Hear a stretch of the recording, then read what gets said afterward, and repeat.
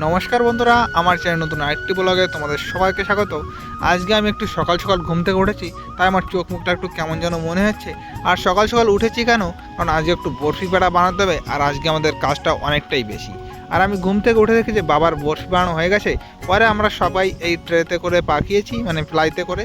তারপরে সব বরফিগুলো কেটে ডিব্বায় রেখে দিয়েছি। আর যে পেড়া, বড় পেড়া, ছোটো পেড়া সব কিছুই ডিব্বায় করে রাখা হয়েছে। আর অল্প পরিমাণে বরফি এই ছোটো ডিব্বাটায় রেখেছি। আর আজকে দেখো বাইরের আবহাওয়াটা অনেকটাই একটু মেঘলা মেঘলা আছে, মানে অনেকটাই না, হালকা মেঘলা মেঘলা আছে। মনে হচ্ছে যে রাত্রেবেলায় অথবা বিকালবেলায় বৃষ্টি হতেও পারে। আর দুধওয়ালা এখনও আসেনি, এখন বাজে প্রায় 8টার মতো, কি জানি কখন আসবে। আজ যে কাজটা এতটাই বেশি করব, কিন্তু দুধওয়ালা এত দেরি করছে, কখন যে আসবে সেটাও বুঝতে পারছি না। কি জানি বৃষ্টিও শুরু হয়ে যায়, তারপর কারণ আরও দেরি বাড়িয়ে দেয়। তারপরে কিছুক্ষণ বসে থাকার পরে প্রায় 9টা সাড়ে 9টা বাজে, তখন দুধওয়ালা এসেছিল। আর আজকে দেখো নতুন কড়াইতে দুধ জাল দিচ্ছে বাবা। এখানে দিয়েছে 24 লিটার দুধ, কারণ আজকে আমরা চারখোলা কাজ করব, সেই জন্য ওখানে মানে 2 ক্যারেট দুধ জাল দিচ্ছে। আর একটু শুকনো দুধ এখানে জ্বালিয়ে রেখেছে। আর দেখো তারপরে আমরা খেতে বসে পড়েছি। এখানে আজকে রান্না হয়েছে সিদ্ধ ভাত, ডাল, আর কি একটা শাক ভাজা রান্না করেছিল। আমি শাক খাই না, সেজন্য তোমাদের আর দেখালাম না। আর খাওয়া দাওয়ার পরে আমি দেখি যে দুধটা জ্বালিয়ে রেখেছিল, সেই দুধটা এখানে ঠান্ডা হয়ে এসছে।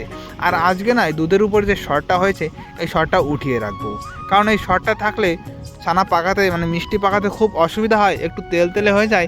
তারপরে মিষ্টিটা পাকও ভালো হয় না, আর মিষ্টিটাও খুবই খারাপ হয়ে যায়। আর তারপরে দেখো আমরা এখানে ছানাটা কেটে নিয়েছি। আমরা 3 গাবলা ছানা কেটেছি, কারণ চারখোলা কাজ করবো, সেই জন্য 3 গাবলায় কাটতে হয়েছে। আর যখন আমি ছানা কাটি, কালকের যে মিষ্টিগুলো বানিয়েছিলাম আগের দিনকার, সেই মিষ্টিগুলো এক দোকানদার এসে সব নিয়ে গেছে। আর মোটো এখানে কিছু চ্যাপটা মিষ্টি বানিয়েছিল। এই মিষ্টির উপরে একটু অন্যরকম ক্রিম লাগিয়ে দিলে একটু বেশি দামে বিক্রি করা যায়, সেই জন্যই চ্যাপটা মিষ্টিগুলো মোটো বানিয়েছিল। আর ছানাটা কাটার পরে না আমার বসে থাকে একদমই ভালো লাগছিল না, তাই ঘরে এসে আমি একটু শুয়ে পড়েছি। ভাবছি যে এখন আমি একটু ঘুমাবো, কারণ মা বাবা মোটো 3জন তো আছে, ওনরা ওদিকে ছানার জলটা কেটে সব কিছু সামলে নিতে পারবে। আমি যদি ঘুমিয়ে পড়ি তাতে কোনো অসুবিধা হবে না। কিন্তু যখন আমি শুয়ে পড়লাম তখন মনে হলো যে না, আগে গিয়ে রসটা তুলে দিয়েছি, তাহলে কী হবে, কাজ করতে আমাদের অতটা দেরি হবে না। আর আমি যখন রসটা তুলে দেওয়ার জন্য আসি, আমি এসে দেখছি যে বাবা তো সেখানে ছানা ঝুলিয়ে দিয়েছে। আমি তো ভাবলাম যে গরম ছানা ঝুলে দিল নাকি। পরে বাবা বললো যে না, আমি হাত দিয়ে দেখেছি ঠান্ডা হয়ে গেছিলো। আর এখানে যে শর্টটুকু তুলে রাখা ছিল, সেই শর্ট দিয়ে মা আজকে বানাবে এখানে ঘি। আগের দিনকার একটু শর্ট ছিল, আর আজকের শর্ট দিয়ে এখানে ঘি বানিয়েছে। তারপরে আমি ঘুমিয়ে পড়েছিলাম, আর ঘুম থেকে উঠে দেখি যে এখানে রস হয়ে গেছে, ছানা চাপা হয়ে গেছে, সব কিছু রেডি হয়ে গেছে। এখন শুধু ফেটে বসাটাই দেরি। আর দেখো মা এতটা ঘি বানিয়েছে, এখানে প্রায় 250-200 গ্রামের মতো ঘি আছে। একটা কফির ডিব্বা ছিল, কোটো ছিল কাচের, সেই কাচের কোটোয় রাখা হয়েছে। কাচের কোটোয় নাকি ঘি রাখলে খুব ভালো থাকে। তারপরে আমি গেছিলাম একটু বাজার থেকে একটু সবজি নিয়ে আসলাম। আর এসে দেখি এখানে ফিডেটা পাতিয়ে দিয়েছে ফ্যাট দেওয়ার জন্য। তারপরে আমরা এক এক করে সব মিষ্টিখোলা বানিয়ে নিয়েছি। আর আজকের মিষ্টি চারখোলাই পুরো চমৎকার মিষ্টি হয়েছে, কারণ দেখো এই কড়াইতে আছে লাস্টেরটা। আর দেখো ওই যে সিলভার মানে অ্যালুমিনিয়ামের কড়াইতে আছে একটা, আর দুটো কালো গাবলার 2 খোলা রাখা আছে।